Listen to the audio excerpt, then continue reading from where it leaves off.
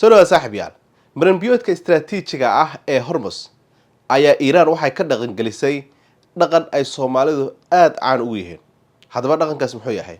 Marinka istiraatiijiga ah ee Hormuz ayaa noqday mid si weyn loo hadalhayo kadib markii ay soo baxeen warar sheegaya in dowladda Iiraan ay qorshaysay in lacag ay ka qaado markab kasta oo ka gudbaya marinkaasi. Warbixino kala duwan oo warbaahinta caalamiga ah ayaa tilmaamaya in markab kasta ee ka gudbaya maranbiyoodka Hormuz laga qaadayo lacag loogu magac daray lacagta marinka Hormuz, taas oo lagu qiyaaso malaayiin dollar in markabkiiba laga qaadayo.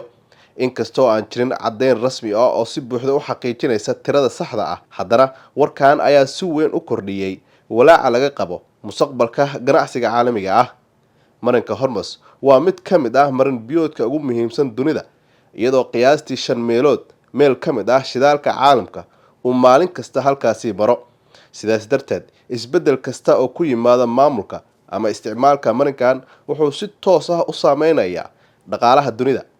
Waxaa la sheegayaa in haddii Iiraan ay si rasmi ah u dhaqan geliso qorshahan, ay heli karto dakhli aad u ballaaran, gaar ahaan iyada oo la tacaalaysa cunaqabatayn dhaqaale.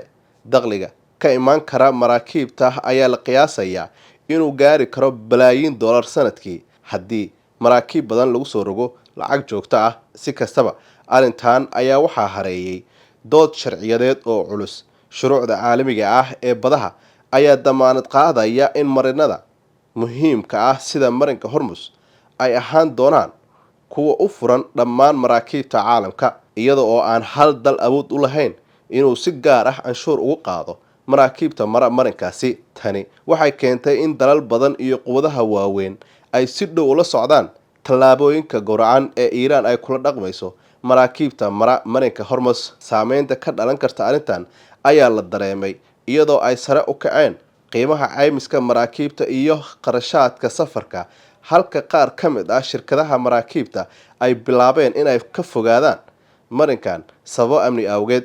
Ugu dambeyntii, inkasta oo wararka ku saabsan lacagaha laga qaado maraakiibta aysan weli si rasmi ah u caddeyn, haddana waxay muujinayaan heerka ay gaarsiisan tahay xiisadda gobolka iyo sida ay Iiraan uga faa'iideysan karto muhiimadda istiraatiijiyadda ee marinka Hormuz. Xaaladda ayaa weli ah mid kacsan, waxaana la filayaa in maalmaha soo socda ay iftiimin doonto jihada ay u socoto arrinta iyo saameynta ay ku yeelan karto ganacsiga iyo amniga caalamka.